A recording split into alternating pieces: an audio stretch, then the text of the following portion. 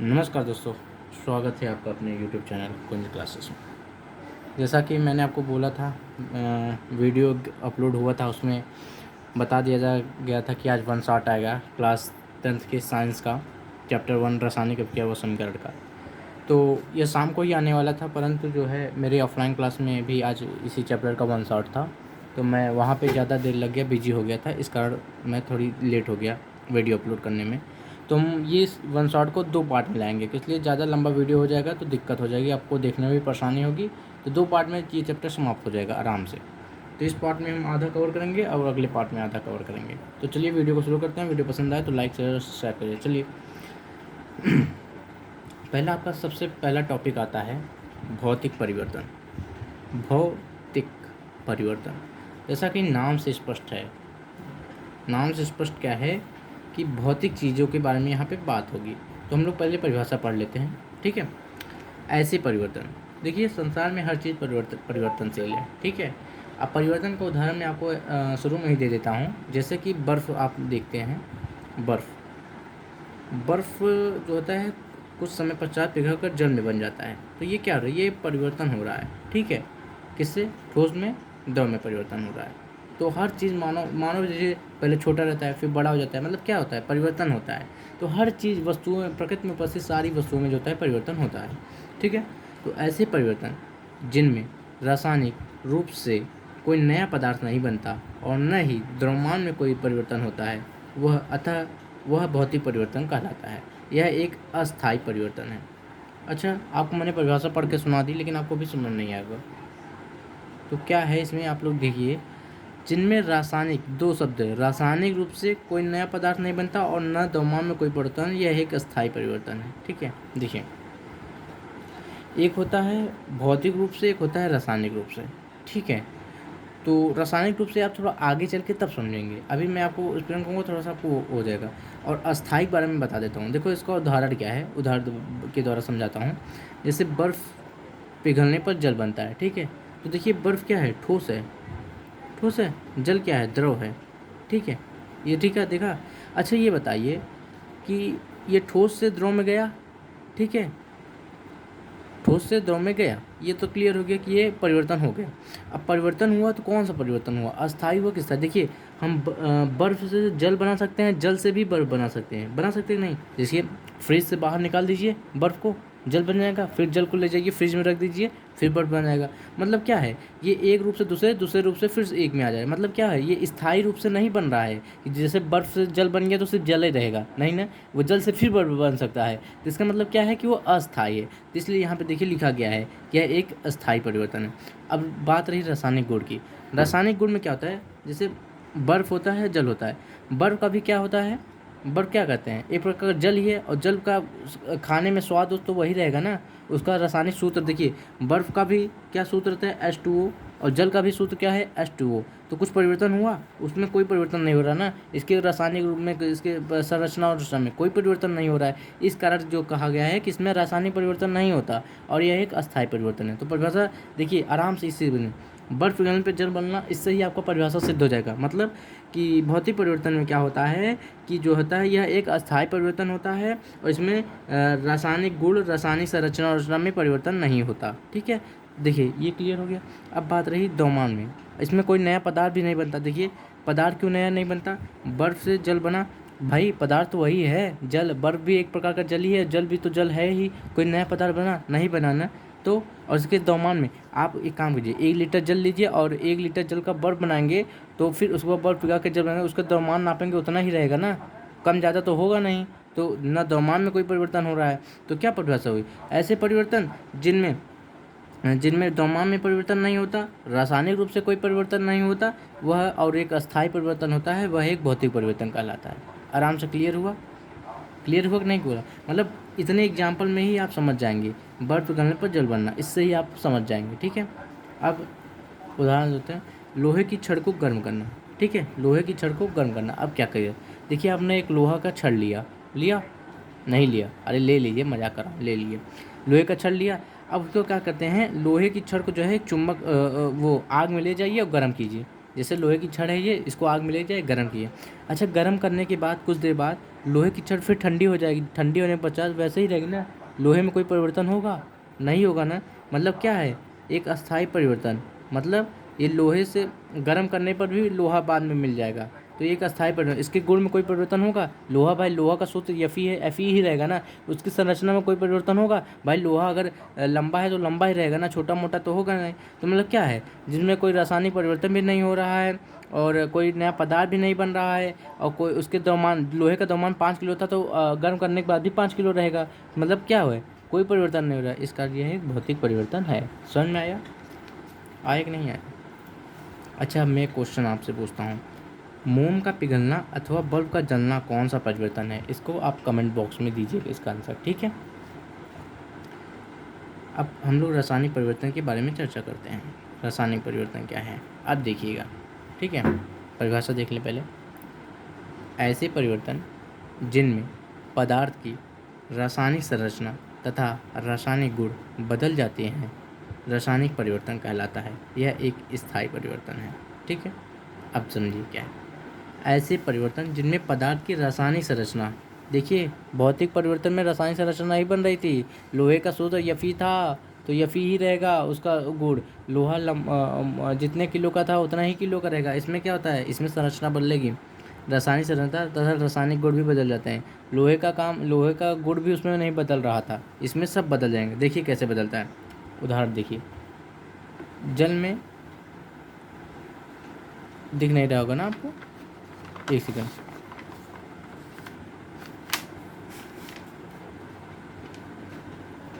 अब दिख रहा है, जल में विद्युत धारा प्रवाहित करना। अच्छा, एक काम अब क्या कीजिए, आप क्या कीजिए, जल लीजिए, उसमें लाइट प्रवाहित कीजिए, तो क्या होगा, जल के जो अणु रहेंगे, अणु कौन क्या है, H2 और O, ये अलग अलग विभाजित हो जाएंगे। H2 में भी हाइड्रोजन अलग हो जाएगा, ऑक्सीजन अलग हो जाएगा, अलग हो गया। अब देखिए इससे क्या हुआ, तो देखिए इसमें जल का, मान लो जल का रासायनिक संरचना ऐसे थी, ऐसे ऐसे, ठीक है। लेकिन जब इसमें हम लोग ने विद्युत धारा प्रवाहित किया तो क्या हुआ, ये अलग हो गया, हाइड्रोजन अलग हो गया, ऑक्सीजन अलग हो गया। तो हाइड्रोजन का संरचना अलग होगी, ऑक्सीजन की संरचना अलग होगी, ठीक है। अगर हाइड्रोजन ऐसा है तो ऑक्सीजन ऐसा होगा। मतलब क्या हो रहा है इसमें, परिवर्तन के बाद संरचनाएं चेंज हो रही हैं। इस कारण देखिए रासायनिक परिवर्तन में क्या हो रहा है, रासायनिक संरचनाएं चेंज हो रही हैं। और देखिए वहाँ पे लोहा को गर्म कर रहे थे तो लेकिन गर्म करने के बाद भी लोहा ही जैसा था, लंबा था तो लंबा ही था, ठीक है। इसमें क्या हो रहा है, लेकिन रासायनिक परिवर्तन में संरचनाएं चेंज हो रही हैं और रासायनिक गुण बदल जा रहे थे। देखिए पहले जल क्या था, जल को हम जल पीने में काम लेते थे। अब यहाँ पे जब हमने विद्युत धारा प्रवाहित किया तो हम क्या H2 पीने में काम लेंगे, नहीं ना, उसके गुण बदल जाएंगे ना। H2 तो हम लेंगे नहीं पीने के लिए, तो H2 के अलग गुण होंगे, ऑक्सीजन के अलग गुण होंगे। तो ये सब अलग होने के बाद इनके गुण भी बदल जा रहे हैं। तो क्या हो रहा है, यह एक रासायनिक परिवर्तन है, ठीक है। और एक चीज़ और, यह एक स्थायी परिवर्तन है। स्थायी परिवर्तन कैसे हुआ, जब जल में हमने विद्युत धारा प्रवाहित किया तो उसके अणु टूट गए, हाइड्रोजन और ऑक्सीजन में वो हो गए। तो हम हाइड्रोजन ऑक्सीजन को फिर से मिला के हम जल नहीं बना सकते, ठीक है। तो इसके ये एक स्थायी परिवर्तन है। मतलब एक बार हो गया तो हो गया, दोबारा नहीं होगा। और बल्कि भौतिक परिवर्तन में दोबारा हो रहा था, बर्फ से जल, जल से बर्फ बन रहा था। तो क्लियर हुआ, ऐसे परिवर्तन जिनमें पदार्थ की रासायनिक संरचना तथा रासायनिक गुण बदल जाते हैं, रासायनिक परिवर्तन कहलाता है। यह एक स्थायी परिवर्तन है, ठीक है। क्लियर हुआ। और उदाहरण दीजिए, भोजन का पचना। अब देखिए इसमें कैसे हुआ, देखिए हम लोग खाना खाते हैं, दाल चावल रोटी सब्जी खाए, चबाए, खाना खाए मुँह से चबाए, उसके बाद ये पेट में गया। पेट में क्या होता है, ये टूटता है। देखिए टूट रहा है ना, एक जैसे अब ये भोजन है आपका, ये मान लीजिए ये भोजन है, ये पेट के अंदर गया, पेट में गया तो कुछ इसके अणु इधर टूटे, इधर टूटे, इधर टूटे, इधर टूटे, मतलब अणु टूट गए। तो क्या हुआ, अब अणु टूट के अणु को हम अगर एक में मिलाएंगे फिर से भोजन बन पाएगा, नहीं, मिला ही नहीं पाएंगे तो बनेगा कहाँ। वो अणु टूट के क्या हो जाते हैं, ग्लूकोज में चले जाते हैं। क्या होता है, ग्लूकोज के रूप में पच जाते हैं। तो देखिए वो पच जाते हैं, उसको हम फिर क्या होता है, एक स्थायी परिवर्तन होता है। और इसमें देखिए जब तक भोजन खा रहे थे वो जब तक भोजन समय वो विटामिन मिलता है, ये तो क्लियर है, लेकिन जब तक वो जाके टूटेगा नहीं, पचेगा नहीं, तब तक हमें विटामिन नहीं मिलेगा। तो देखिए उसके गुण अलग हो जा रहे हैं, और उसकी संरचना देखिए, दाल चावल का संरचना अलग होती है, टूटने के बाद ग्लूकोज के रूप में वो तरल पदार्थ के रूप में बन जाता है, तो उसकी संरचना भी चेंज हो जा रही है। तो क्या हुआ, रासायनिक परिवर्तन हुआ। तो रासायनिक परिवर्तन में मोटी मोटी बात क्या हमने देखी, देखिए मोटी मोटी बात यह है कि यह एक स्थायी परिवर्तन होता है, इसमें एक ही बार परिवर्तन होता है, मतलब इसके रासायनिक गुण भी बदल जाते हैं तथा रासायनिक संरचना भी बदल जाती है। जैसे भोजन का कुछ रासायनिक संरचना थी, तो ग्लूकोज का अलग संरचना होती है। तो मोटी मोटी बात आपको समझ में आई क्या। ऐसे परिवर्तन जिनमें पदार्थ की रासायनिक संरचना तथा रासायनिक गुण बदल जाते हैं, रासायनिक परिवर्तन कहलाता है। क्लियर। अब देखिए एक नोट में है, इसको ध्यान से पढ़िएगा। रासायनिक परिवर्तन रासायनिक अभिक्रिया का लक्षण है। अब क्या देख रहे हैं आप, एक नया शब्द, जब रासायनिक परिवर्तन होता है वो बताता है कि रासायनिक अभिक्रिया हुई है। अगर रासायनिक परिवर्तन नहीं होगा तो ये नहीं, हमको पता ही नहीं चलेगा कि रासायनिक अभिक्रिया हुई है। तो मतलब मोटी बात क्या पड़े, रासायनिक अभिक्रिया हमको कैसे पता चलेगी, जब रासायनिक परिवर्तन होगा तभी हमको पता चलेगी। ठीक है। अब रासायनिक परिवर्तन का उदाहरण देख लीजिए, जैसे सांस लेना, ठीक है, भोजन पकाने में, अंगूर के किण्वन आदि में। तो देखिए सांस लेने में ऑक्सीजन आता है, फिर हमारे अंदर शरीर में टूटता है, हमारे रक्त में जाता है, तो एक प्रकार का रासायनिक परिवर्तन हुआ। भोजन हम खाते हैं तो हमारे ग्लूकोज के रूप में टूटता है, तो क्या हुआ, रासायनिक परिवर्तन हुआ। अंगूर के किण्वन में, अंगूर को सुखा के वो जब हम शराब उराब बनाए, वो एक प्रकार का रासायनिक परिवर्तन हुआ। तो क्या हुआ, यह एक रासायनिक परिवर्तन है। ठीक है। अब देखिए नीचे दिए गए किसी भी प्रेक्षण की सहायता से निर्धारित कर सकते हैं कि एक रासायनिक क्रिया हुई है। अब देखिए रासायनिक परिवर्तन, रासायनिक प्रक्रिया को हम पहचानेंगे कैसे, कि रासायनिक परिवर्तन से, तो हम लोग कैसे बताएंगे कि रासायनिक परिवर्तन हुआ है। तो कुछ कारण है, इससे हम पता चल जाएंगे कि रासायनिक परिवर्तन हुआ है, रासायनिक प्रक्रिया हुई है। देखिए अगर अवस्था में परिवर्तन हो रहा है, ठीक है, अवस्था में, जैसे देखिए भोजन कर रहे थे, भोजन टूट के ग्लूकोज में परिवर्तन हो रहा था, तो क्या हुआ, अवस्था में परिवर्तित हो रहा है। ठीक है। रंग में परिवर्तन, रंग में देखिए भोजन का रंग कुछ अलग होता है, लेकिन ग्लूकोज का रंग अलग हो जाता है। ठीक है। ठीक है, जली विलीन हो जाता है, अलग रंग हो जाता है, उसका रंग ही अलग हो जाता है। ठीक है। गैस का निकलना, अब गैस का किसी जैसे कोई अभिक्रिया हुई, उसमें से गैस निकल रहा है, तो इससे भी हम पता चलेंगे कि रासायनिक अभिक्रिया हुई है।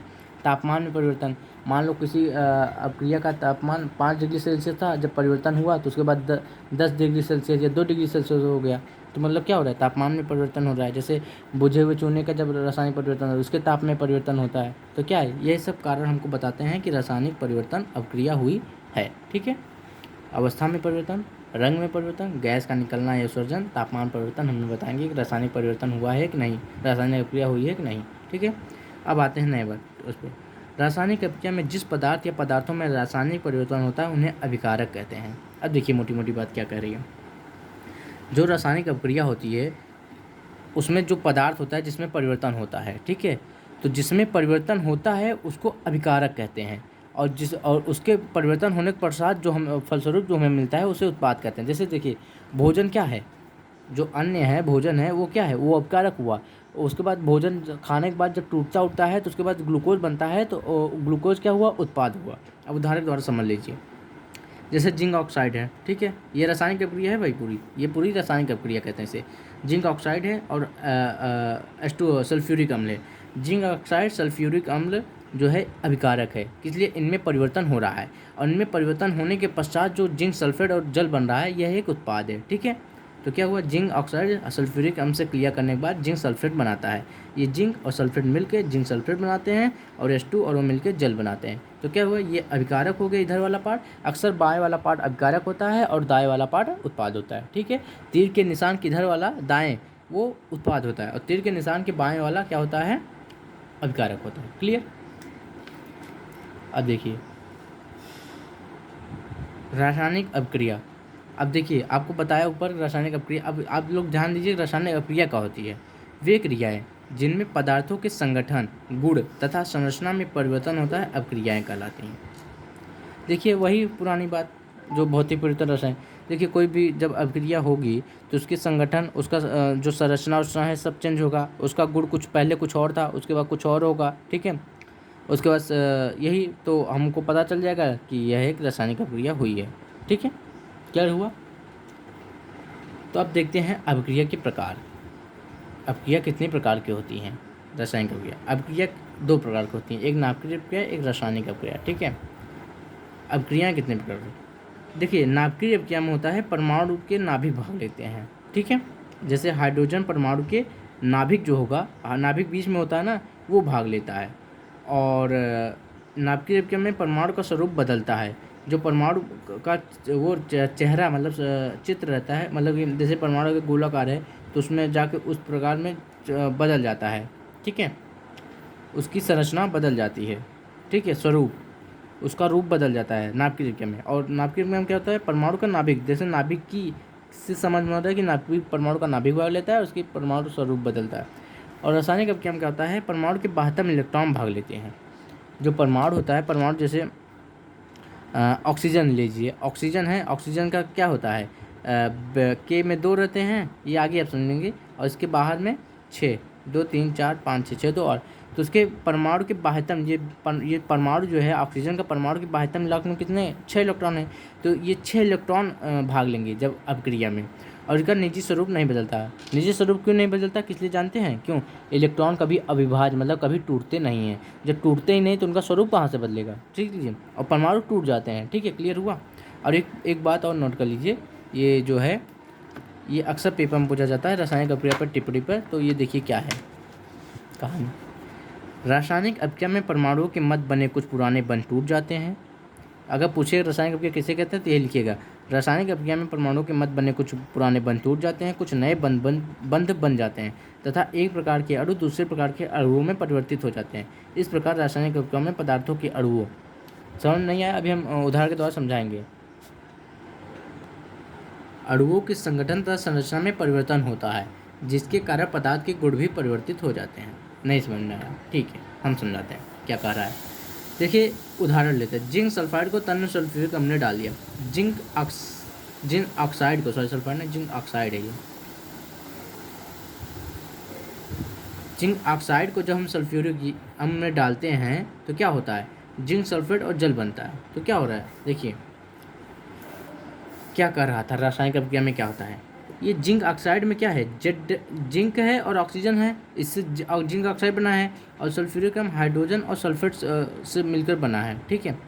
अब हो क्या रहा है, इसमें क्या कह रहा था रासायनिक गुण में कि अणु जो होते हैं वो आपस में परमाणुओं के अणु जो होते हैं वो टूट जाते हैं। तो देखिए ये जिंक का अणु और ऑक्सीजन का अणु जो है एक बंध बना के जिंक ऑक्साइड बने थे, लेकिन जब रासायनिक अपक्रिया होती है कि ये पुराना बंध जो होता है, इनके बीच का जो बॉन्ड बनता है ये टूट जाता है, इस प्रकार हाइड्रोजन और सल्फेट के बीच में जो बॉन्ड बना था वो भी टूटा। तो देखिए ये टूट के ये वाला जो बॉन्ड है, जिंक जो होता है वो जाके सल्फेट से मिल जाता है, ठीक है, और ऑक्सीजन जो होता है हाइड्रोजन से मिल जाता है। तो देखिए जिंक और सल्फेट मिलके एक नया बॉन्ड बनाते हैं, और हाइड्रोजन और ऑक्सीजन मिलके एक नया बॉन्ड बनाते हैं, जिससे जिंक सल्फेट और जल का निर्माण होता है। समझ में आया, यही करता है कि रासायनिक अपक्रिया में क्या होती है कि जो होता है परमाणुओं के जो, देखिए ध्यान से देखिए, रासायनिक अपक्रिया में परमाणुओं के मध्य जो कुछ पुराने बंध बने होते हैं वो टूट जाते हैं। देखिए यहाँ के परमाणुओं के मध्य जो पुराने बंध बने थे, जिंक और ऑक्सीजन के मध्य जो पुराने बंध बने थे वो टूटे, जिंक ऑक्सीजन के मध्य टूटे, तो जाके जिंक अलग हुआ, ऑक्सीजन अलग हुआ, वो जिंक जो है सल्फेट के साथ मिला, और ऑक्सीजन जो है हाइड्रोजन के साथ मिलके एक नया बॉन्ड प्रकार के अणु बनाए, और उसके बाद एक नए अणु उसका निर्माण करते हैं, अणु का निर्माण करते हैं। देखिए जिंक ऑक्सीजन और H2 और SO4, तो एक प्रकार के जो अणु थे वो दूसरे प्रकार के अणुओं में परिवर्तित हो गए। क्लियर हुआ, ना समझ आया हो कमेंट कीजिएगा, फिर से समझा दूंगा, बहुत ध्यान से समझिएगा, ठीक है। अब देखते हैं रासायनिक समीकरण किसे कहते हैं।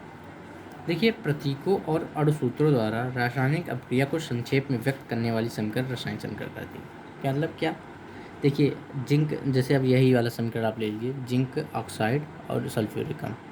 तो देखिए हम लोग जिंक ऑक्साइड धन सल्फ्यूरिक अम्ल ऐसे लिखते, प्लस इधर बनाते तीर का निशान लगा के जिंक सल्फेट पर जल लिखते, ठीक है, ये वाक्य के रूप में। लेकिन देखिए जिंक ऑक्साइड का सूत्र क्या होता है, प्रतीक क्या होता है, ZnO, ठीक है, तो हमने क्या लिख दिया ZnO। सल्फ्यूरिक अम्ल का सूत्र क्या होता है, H2SO4, और फिर क्या बना जिंक सल्फेट, ZnSO4 और H2O जल। तो हमने क्या किया, प्रतीक और अणुसूत्र जिसके जिसके प्रतीक थे वो लिया और उनके अणुसूत्रों के द्वारा जो है हमने रासायनिक अभिक्रिया को छोटे रूप में लिखा। इसमें वाक्य के रूप में लिखते हैं तो लंबा हो जाता है, तो इसके प्रतीक और अणुसूत्र के रूप में लिखते हैं तो छोटा हो जाता है। तो इस प्रकार के लिखने को रासायनिक समीकरण कहते हैं। ये छोटी मोटी बातें हैं जो पेपर में थोड़े एक आध नंबर पूछ ली जाती हैं। ठीक है, अब आते हैं मेन बात पे जो आपके चैप्टर में ये मुख्यतः इस चैप्टर में समझाया गया है। क्या संतुलित रासायनिक समीकरण किसे कहते हैं? तो देखिए, वह रासायनिक समीकरण जिसके दोनों पक्षों में प्रत्येक तत्व के परमाणुओं की संख्या बराबर होती है संतुलित रासायनिक समीकरण कहलाता है। नहीं समझ आया? देखिए, एक बायां पक्ष होता है, एक दायां पक्ष होता है।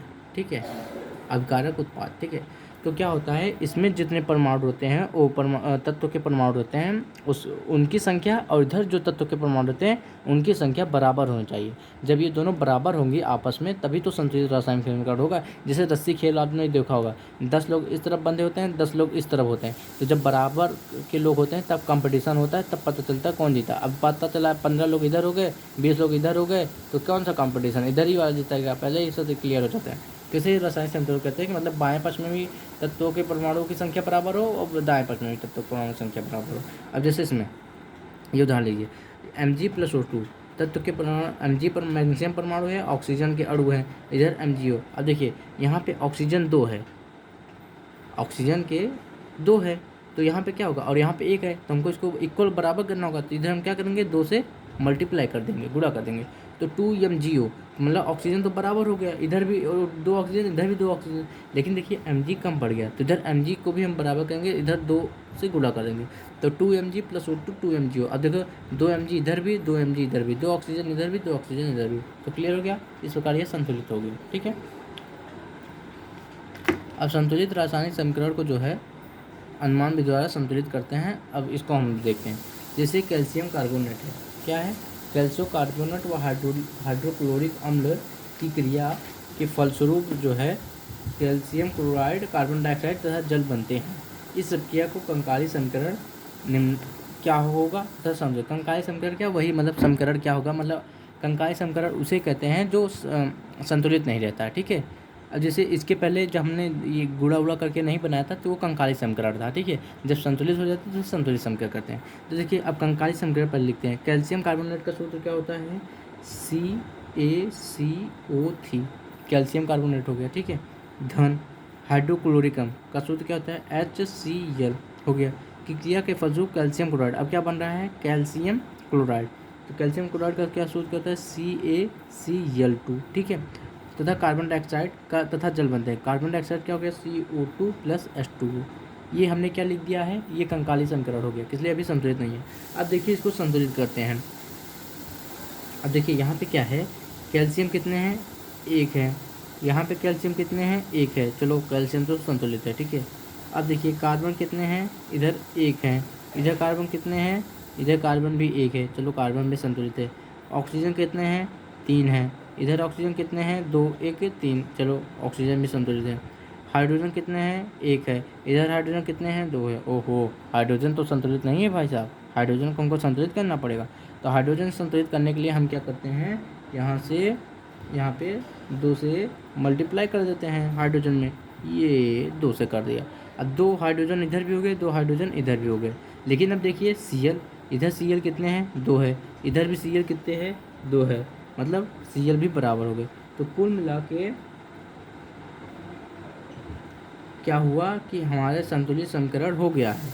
इसलिए CaCO2 2HCl और CaCl2 + CO2H2O। इसमें कैल्शियम का भी बराबर है, कार्बन भी बराबर है, ऑक्सीजन भी बराबर है, हाइड्रोजन भी बराबर है, क्लोरीन भी बराबर है। एक प्रकार से देख लीजिए, एक प्रकार से आप ऐसे बना लीजिए कीजिए।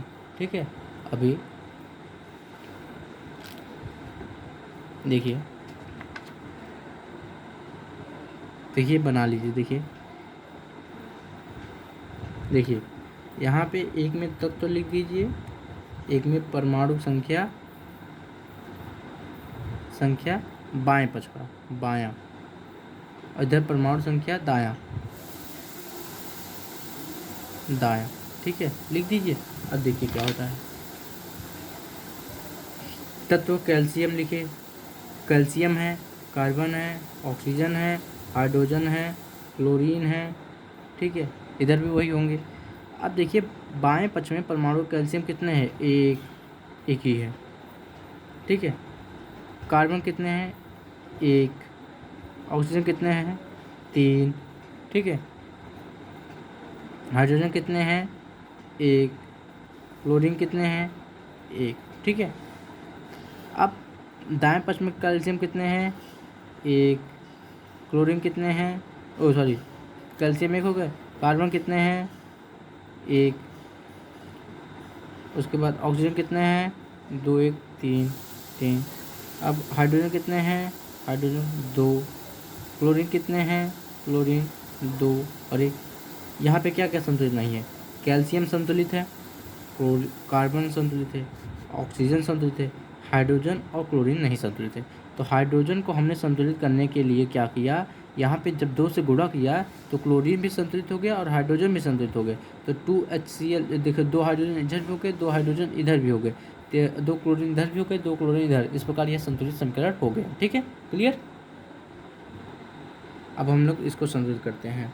मैग्नीशियम ऑक्साइड और हाइड्रोक्लोरिकम, मैग्नीशियम क्लोराइड, क्लोरीन प्लस 2, ये समीकरण दिया, इसमें हम लोग संतुलित करते हैं। देखिए मैग्नीशियम कितने हैं? मैग्नीज कितने हैं? एक। इधर कितने हैं? एक, चलिए ये क्लियर है। ऑक्सीजन कितने हैं? इधर 2। इधर ऑक्सीजन कितने हैं? एक। चलो ऑक्सीजन हमारा संतुलित नहीं है, तो ऑक्सीजन हमको संतुलित करना पड़ेगा। हाइड्रोजन कितने हैं? एक। इधर हाइड्रोजन कितने हैं? 2। हाइड्रोजन भी संतुलित करना पड़ेगा। क्लोरीन कितने हैं? एक। क्लोरीन कितने हैं? 2, 2, 4। तो हमें कितना है? इसको भी संतुलित करना पड़ेगा। तो हमको सबसे पहले क्या हम लोग संतुलित करते हैं?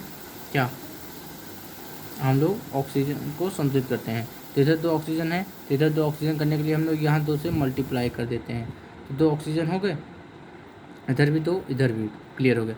लेकिन हाइड्रोजन इधर कितने हो गए? 4, ठीक है। 2 × 2 4 हो गए ना, तो 4 इधर हो गए। तो इधर भी हमको हाइड्रोजन संतुलित करना पड़ेगा। तो इधर हाइड्रोजन संतुलित करने के लिए क्या करेंगे? 4 से इधर मल्टीप्लाई करेंगे, 4HCl। अब देखिए हाइड्रोजन भी संतुलित हो गया। अब बचागा क्लोरीन। क्लोरीन इधर कितने हैं? 4 इधर हो गए और 2, 2, 4 इधर। तो क्या हो गया? पूरा समीकरण संतुलित हो गया ना। MnO2 plus 4HCl, MnCl2 plus Cl2 2H2, ये प्रकार संतुलित हो गए, दोनों ओर समान हो गए। ठीक है, क्लियर हो गया।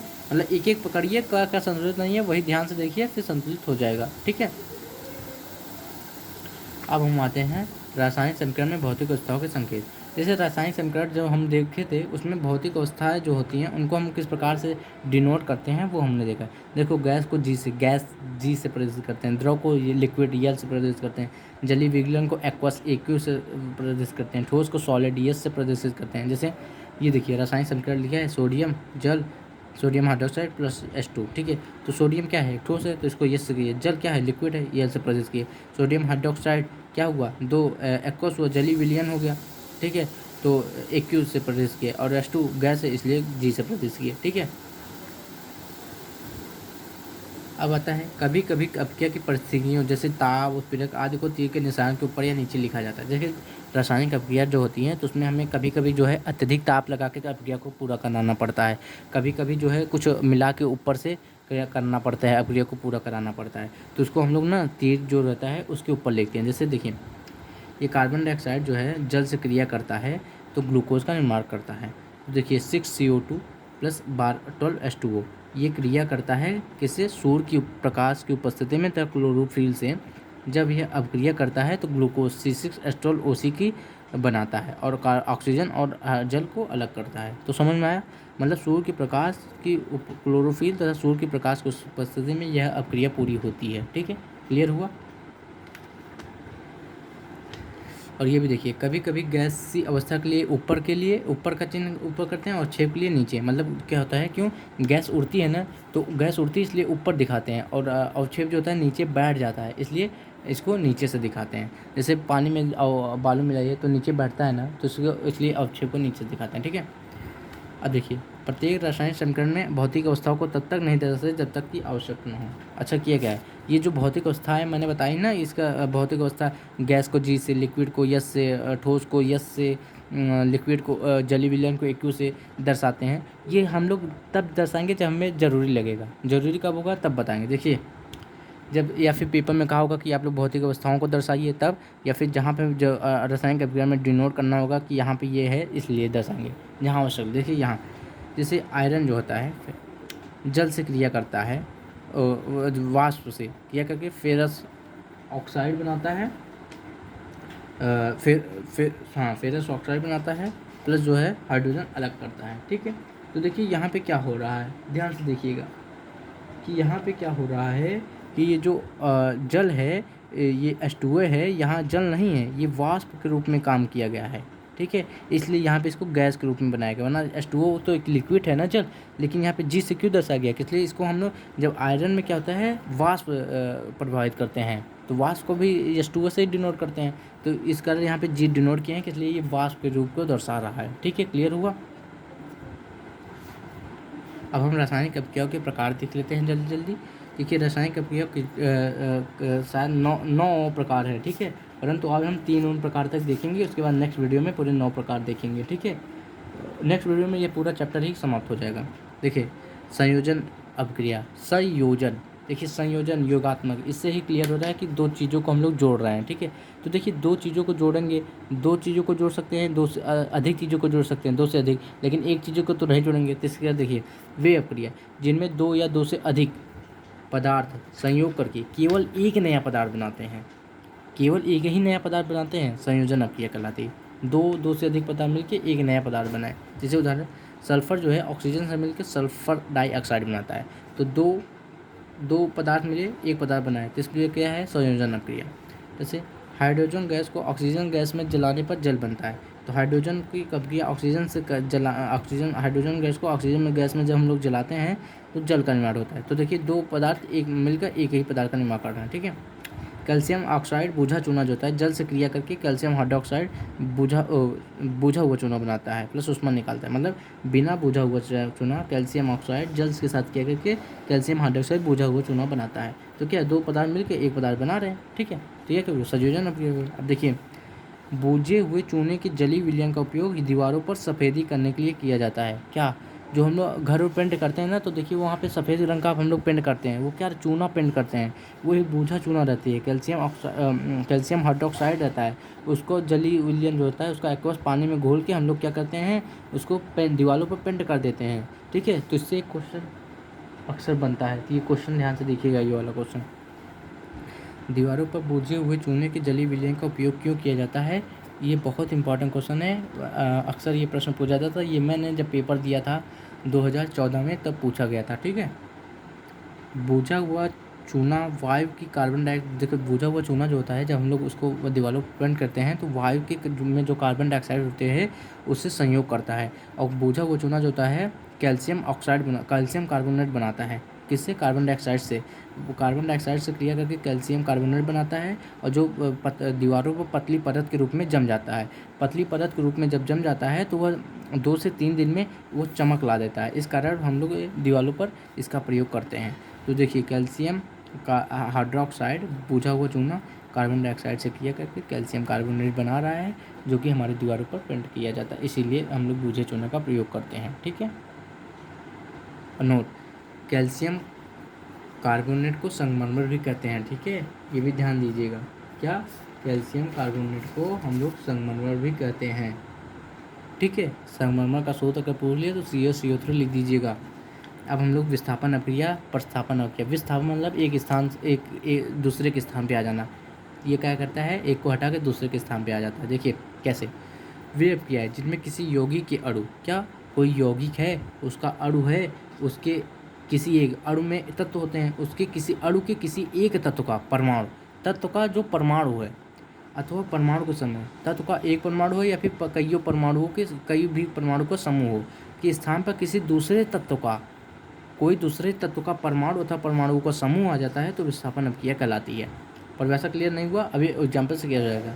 क्या है, जैसे देखिए कॉपर सल्फेट यौगिक के, कॉपर सल्फेट जो है उसके अणु कॉपर और सल्फेट हैं, कॉपर सल्फेट एक यौगिक है, उसके अणु कौन से हैं, कॉपर और सल्फेट हैं, और कॉपर के तत्व हैं। ठीक है, अब कॉपर के एक प्रकार का तत्व हुआ, उसके तत्व के जो है परमाणु जो होते हैं वो एक स्थान, उसके स्थान पे दूसरा, देखिए यहाँ पे आयरन जो है, आयरन जो है कॉपर की जगह आ जाता है, कॉपर के परमाणुओं के स्थान कॉपर का जो परमाणु होता है उसको हटा के आयरन ले लेता है। तो इस प्रकार फेरस सल्फेट और कॉपर को हटा देता है, इस प्रकार फेरस सल्फेट का निर्माण होता है।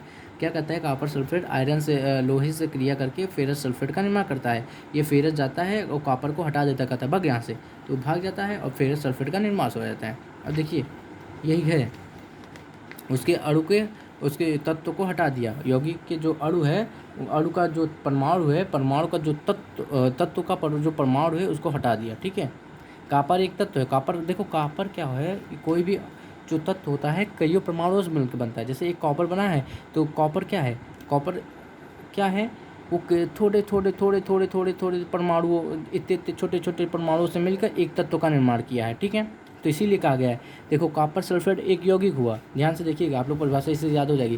कॉपर सल्फेट एक यौगिक हुआ, ठीक है, उसमें कॉपर सल्फेट का जो है वो एक यौगिक है और उसके अणु जो है कॉपर और सल्फेट है। ठीक है, और अणु के किसी एक तत्व, अब अणु का एक तत्व जो होता है वो कॉपर है और कॉपर में कईयों कॉपर से मिलकर एक तत्व का निर्माण होता है, तो वो परमाणु हुआ। ठीक है, तो किसी एक परमाणु के स्थान पर जो है लोहा आ गया, कॉपर के स्थान पर लोहा आके इसको प्रतिस्थापित करके फेरस सल्फेट का निर्माण किया। और जहाँ जिंक में कॉपर जो होता है, जिंक जो है कॉपर को हटा के जिंक सल्फेट का निर्माण कर देता है।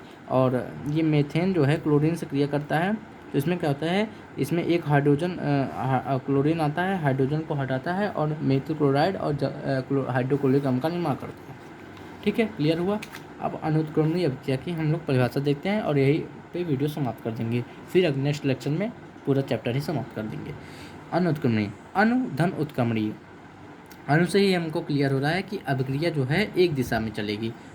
वे अभिक्रिया जो केवल एक ही दिशा में संपन्न होती है अनुत्क्रमणीय अभिक्रिया कहलाती है। इन अभिक्रिया में अभिकारक लगभग पूर्ण रूप से उत्पाद में परिवर्तित हो जाता है। भाई क्लियर है, जब अभिक्रिया एक ही दिशा में हो रही है तो इसका मतलब क्या है, अभिकारक जो था वो पूर्ण रूप से उत्पाद बना दिया, इसका यह क्या हुआ, अनुत्क्रमणीय अभिक्रिया हो गया। जैसे सोडियम जो है जल के साथ क्रिया करके सोडियम हाइड्रोक्साइड प्लस ये क्या कहते हैं हाइड्रोजन गैस को निकाल देता है। देखिए सोडियम क्या है, एक तत्व है और एक जल होता है, तो देखिए ये अभिकारक हुआ, ये क्या हुआ, तत्व हुआ। ये सोडियम जल के साथ क्रिया करके सोडियम हाइड्रोक्साइड का निर्माण कर दे रहा है। तो देखिए सोडियम हाइड्रोक्साइड का पूर्ण रूप से निर्माण हो रहा है, आधा अधूरा निर्माण नहीं हो रहा है। ठीक है, तो यहाँ पे हम लोग इसको समाप्त करते हैं और अगले वीडियो में ये चैप्टर समाप्त कर देंगे। उसके बाद मोस्ट इंपॉर्टेंट क्वेश्चन लाएंगे जो बोर्ड परीक्षा के लिए अत्यंत इम्पॉर्टेंट रहेगा। ठीक है, और बहुत ही मस्त से आप लोग ये याद कर लीजिए, चैप्टर बहुत छोटा है, आराम से हम लोग पढ़ लेंगे। तो इस वीडियो में अगर आपको वीडियो अच्छा लगा तो वीडियो को लाइक कीजिए। धन्यवाद।